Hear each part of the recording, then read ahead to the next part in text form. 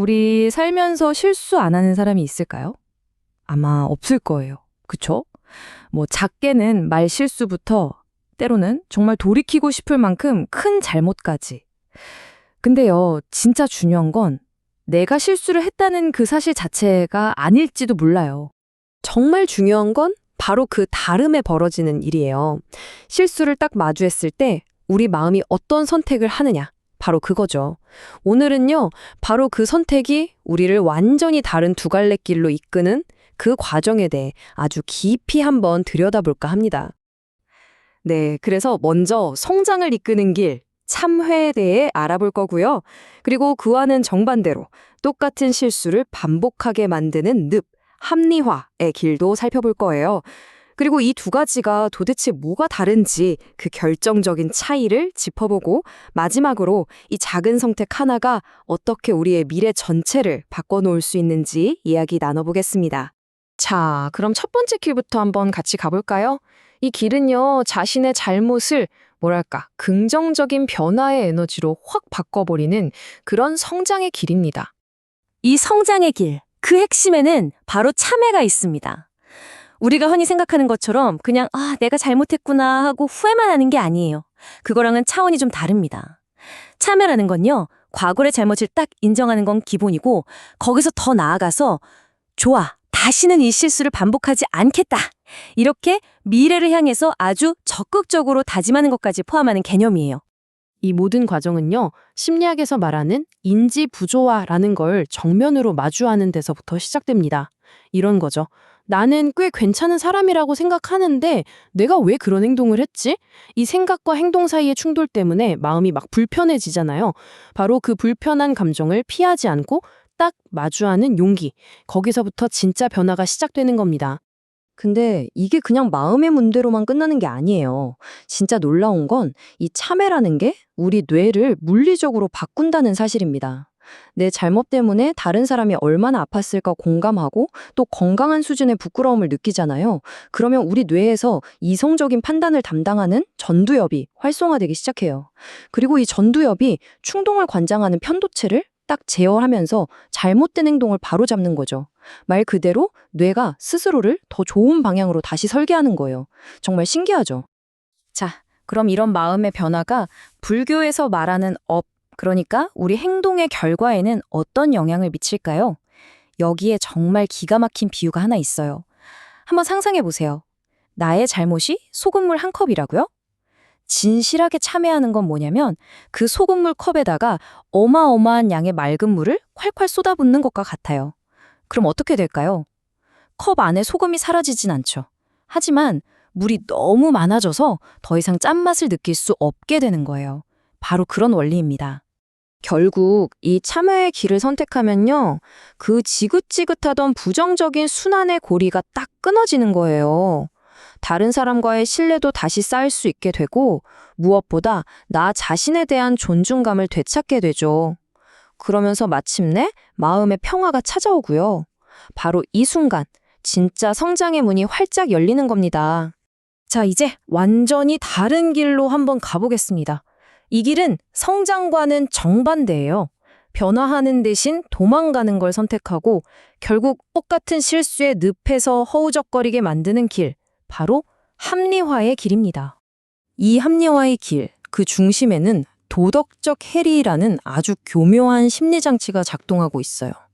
이게 뭐냐면 내 잘못을 인정하는 게 너무 고통스럽고 힘드니까 그냥 차라리 내 안에 도덕적인 스위치를 잠시 꺼버리는 거예요.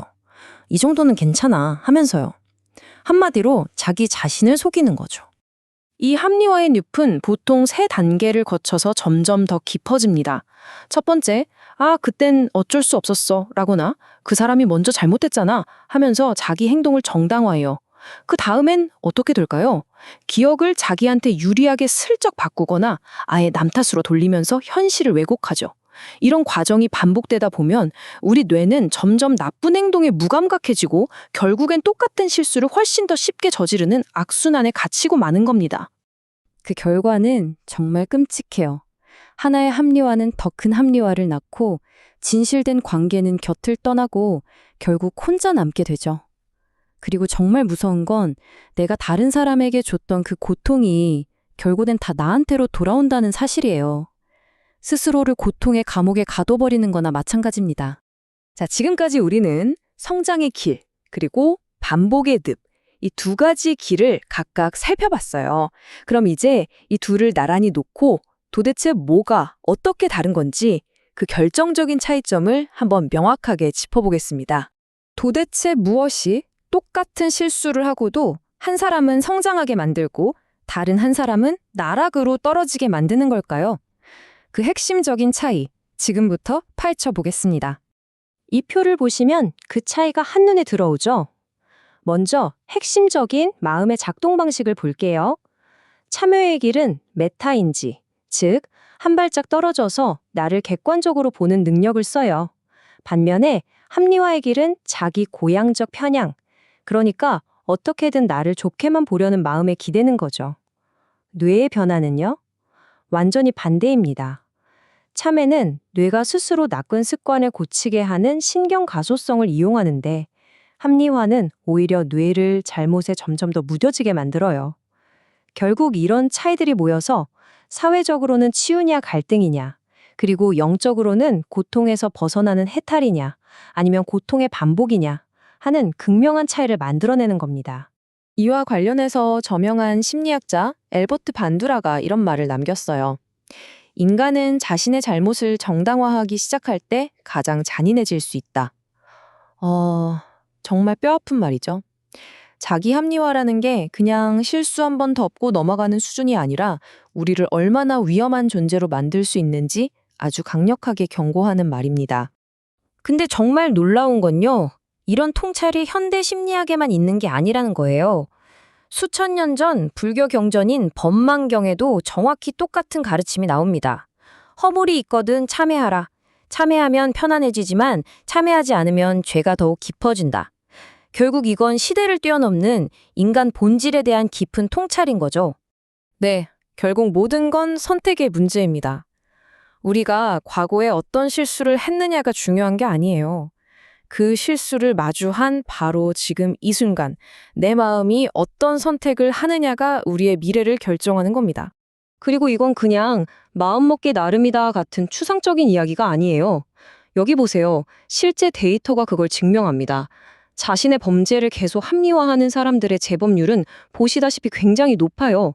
하지만 진정한 참회를 하고 피해자와의 관계 회복에 참여한 사람들의 재범률은요, 현저하게 낮아집니다. 우리의 마음의 선택이 이렇게 현실에서 수치로 증명되는 차이를 만들어내는 거예요. 바로 이게 오늘 우리가 나눈 이야기의 가장 중요한 핵심입니다. 우리의 미래는요, 과거의 실수 때문에 결정되는 게 절대로 아니에요. 바로 지금 그 실수를 마주한 당신의 마음이 어떤 길을 선택하느냐에 달려있는 겁니다. 자, 이제 마지막으로 이 질문을 스스로에게 한번 던져보시면 어떨까요? 오늘 나의 마음은 어떤 길을 선택하고 있는가?